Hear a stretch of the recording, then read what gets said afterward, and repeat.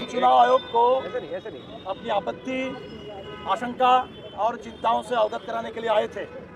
और बिहार के लोगों को पता है कि इतना बड़ा डेलीगेशन आज चुनाव आयोग से मिलने गया है। इसलिए सबसे पहले आपके माध्यम से बिहार के मतदाताओं को मैं बता देना चाहूँगा कि चुनाव आयोग से मिलने के बाद, लंबी बातचीत के बाद हमारी आशंका और बढ़ गई है, हमारी चिंताएँ और बढ़ गई है, क्योंकि हमारे किसी भी सवाल का कोई सेटिस्फैक्टरी रिप्लाई हमें चुनाव आयोग से बिल्कुल नहीं मिला। जो मनोज जी ने अभी बताया कि चुनाव आयोग ने आंकड़ा दिया कि 20% लोग बिहार से बाहर माइग्रेट करते हैं और चुनाव आयोग ने अब यह कहा कि चुनाव में वोट डालने के लिए आपको ऑर्डिनरीली रेसिडेंट होना पड़ेगा। इसका मतलब वो जो पलायन करके कमाने के लिए बाहर आने के लिए मजबूर हैं और वोट डालने के लिए चुनाव में जाते थे, बिहार में जाकर के वोट डालते थे, चुनाव आयोग की नज़र में वो बिहार के ऑर्डिनरीली रेसिडेंट नहीं है और इसीलिए वोटर लिस्ट में नाम उनका नहीं रहना चाहिए। ये करीब साफ चुनाव आयोग ने बताया, ये 20% का एक आंकड़ा दिया। हमने कहा कि बिहार के इतने सारे गरीब, उनके पास ये सर्टिफिकेट नहीं होगा, ये मैट्रिक का सर्टिफिकेट, ये ज़मीन का सर्टिफिकेट, आवासीय प्रमाण पत्र, कास्ट सर्टिफिकेट, ये कुछ भी नहीं होगा। जो उनके पास हो सकता था